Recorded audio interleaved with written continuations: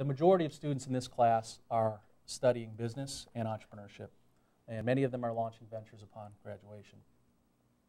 So I want to talk about the similarities between coaching and being an entrepreneur.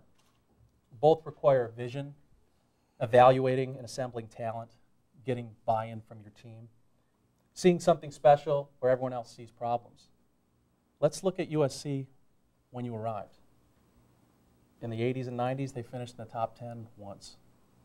During one stretch, Notre Dame went 14, 3-1, including 11 straight.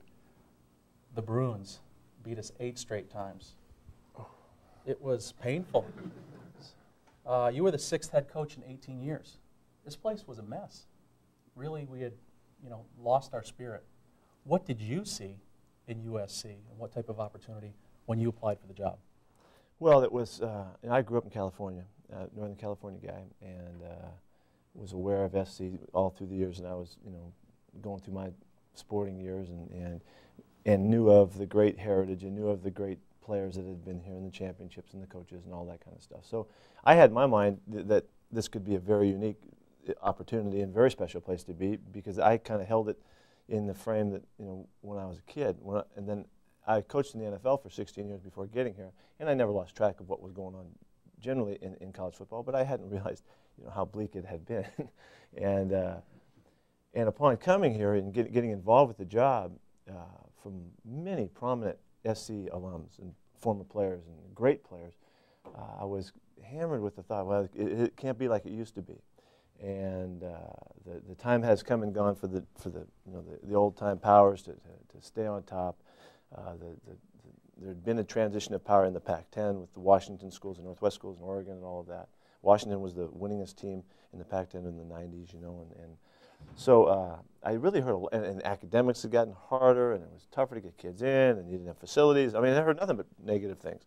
And so as people would say, good luck, good luck on your way in there, it was kind of like that guy that's in the barrel going over Niagara Falls, well, good luck, And so my clear thought was that, well, we'll find out.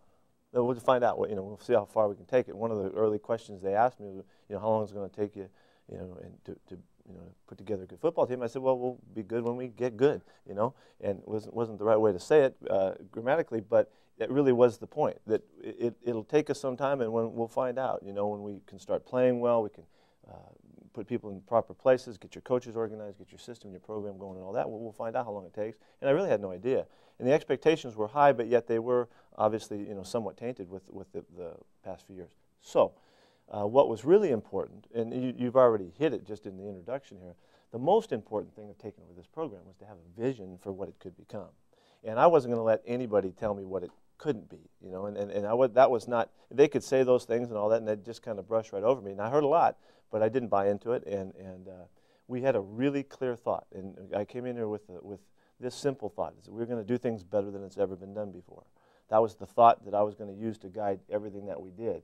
And when you say you're going to do things better than it's ever been done before, from my perspective, that was in all areas. That was in everything that we could possibly encounter, whether it was recruiting or counseling or coaching or teaching or doing our research or of course, all of the camps and the clinics and everything that we had an opportunity to do. Deal with the alums, deal with the fans. We're going to do it, in historic fashion, hopefully. And it was exciting to use that kind of a guideline, that kind of a marker, because you really can't ever get there, which is a good way to set goals. Sure. And you set so far out that you're going to be a success even if you fall short. And it's a goal that doesn't end, because how do you ever accomplish it? How do you ever get there until you have to keep trying? But that was really that was the vision for what we were going to do. And so we had to approach it with a tremendous amount of energy and a tremendous amount of enthusiasm, and with wide open expectations, and with no boundaries that were insurmountable to us. And that's basically how we started. And so off we went. And a few years later, we were kind of happy about the way we went after it. They seem to be turning out okay so far.